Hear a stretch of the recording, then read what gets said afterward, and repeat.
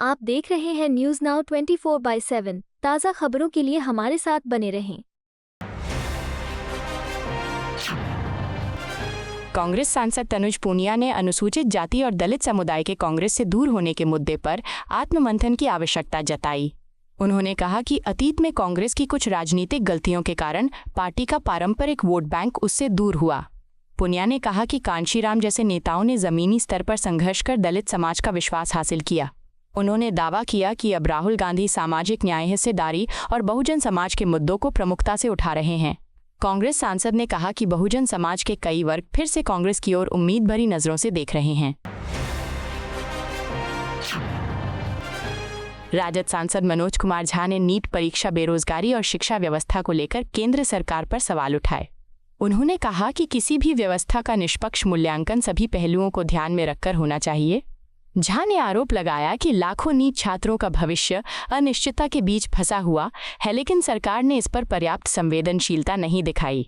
उन्होंने बेरोजगारी के मुद्दे को भी उठाते हुए कहा कि युवाओं के सामने रोजगार का संकट लगातार बढ़ रहा है। राजद नेता ने सरकार से शिक्षा और रोजगार से जुड़े मुद्दों पर स्पष्ट जवाबदेही तय करने की मांग की।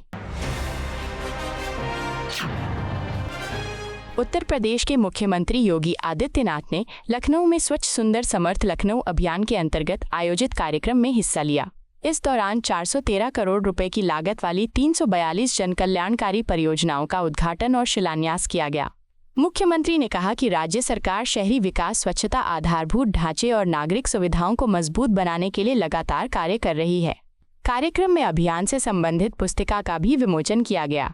योगी आदित्यनाथ ने कहा कि इन परियोजनाओं से लखनऊ के विकास को नई गति मिलेगी और आम नागरिकों को बेहतर सुविधाएं उपलब्ध होंगी। एनसीपी विधायक रोहित पवार ने प्याज उत्पादक किसानों की समस्याओं को लेकर चिंता व्यक्त की। उन्होंने कहा कि महाराष्ट्र सहित कई राज्यों के किसान लागत से काफ़ी कम कीमत मिलने के कारण आर्थिक संकट का सामना कर रहे हैं।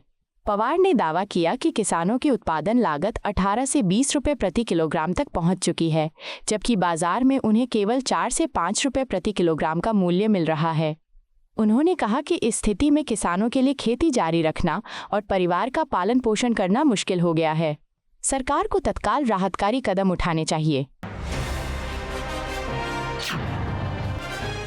कांग्रेस की राष्ट्रीय प्रवक्ता सुप्रिया श्रीनेत ने पेट्रोल और डीजल की कीमतों में हालिया बढ़ोतरी को लेकर केंद्र सरकार और उसके समर्थकों पर निशाना साधा है। उन्होंने कहा कि कुछ लोग ईंधन की कीमतों में हुई वृद्धि को मामूली बताकर आम जनता की परेशानियों को नज़रअंदाज कर रहे हैं। सुप्रिया श्रीनेत ने दावा किया कि पेट्रोल डीजल महंगा होने का सीधा असर परिवहन लागत और रोजमर्रा की वस्तुओं की कीमतों पर पड़ता है, जिससे गरीब और मध्यम वर्ग सबसे अधिक प्रभावित होता है। उन्होंने बढ़ती महंगाई पर चिंता जताते हुए सरकार से आम लोगों को राहत देने के लिए ठोस कदम उठाने की मांग की। भाजपा के राष्ट्रीय प्रवक्ता सैयद जफर इस्लाम ने राहुल गांधी के हालिया बयान पर प्रतिक्रिया देते हुए कांग्रेस पर मुस्लिम समुदाय की उपेक्षा का आरोप लगाया। उन्होंने कहा कि कांग्रेस लंबे समय तक तुष्टीकरण की राजनीति करती रही, लेकिन मुस्लिम समाज के सामाजिक और आर्थिक उत्थान के लिए ठोस कार्य नहीं किए। जफर इस्लाम ने दावा किया कि समुदाय को विकास और शिक्षा के अवसरों से जोड़ने के बजाय केवल राजनीतिक लाभ के लिए इस्तेमाल किया गया।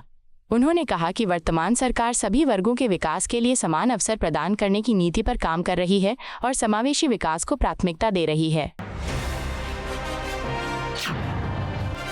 उत्तर प्रदेश सरकार में मंत्री ओम प्रकाश राजभर ने विपक्ष पर सरकार के महत्वपूर्ण फैसलों का विरोध करने का आरोप लगाया।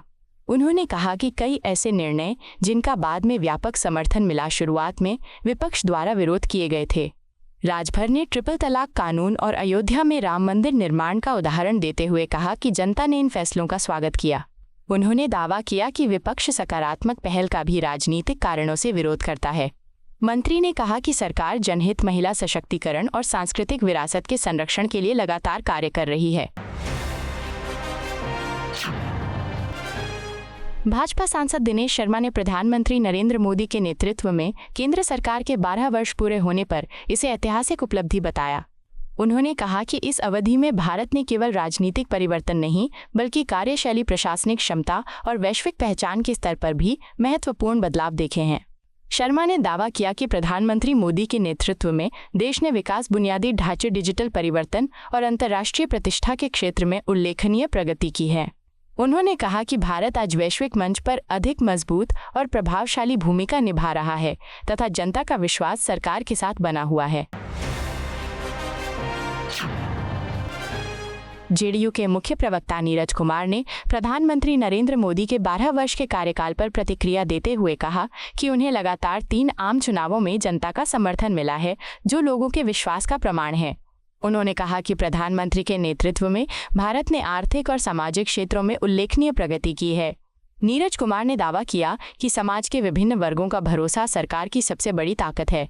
उन्होंने कहा कि भारत दुनिया की प्रमुख अर्थव्यवस्थाओं में शामिल होने की दिशा में तेजी से आगे बढ़ रहा है और विकास, निवेश तथा बुनियादी ढांचे के क्षेत्र में लगातार नए आयाम स्थापित कर रहा है। आपको यह वीडियो पसंद आया हो तो इसे लाइक करें, हमारे चैनल को सब्सक्राइब करें।